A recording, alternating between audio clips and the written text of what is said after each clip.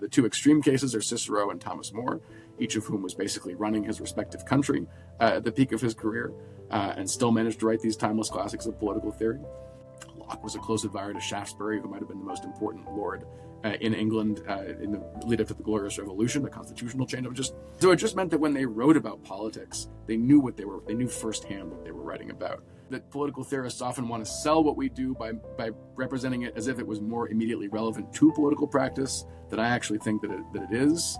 On the other hand, I think that when we read these books of political theory, it's dangerous to forget how much the authors originally intended them to ultimately be, in some sense, at least in a very general way, a guide to political practice. And if you lose track of that ultimately practical import of these books, the practical intention of these books, you've lost track of what the authors actually meant them to be. The Hertog Political Studies program does an outstanding job of bringing those two things together. And bringing those two things together is the job, as I understand it, of political philosophy.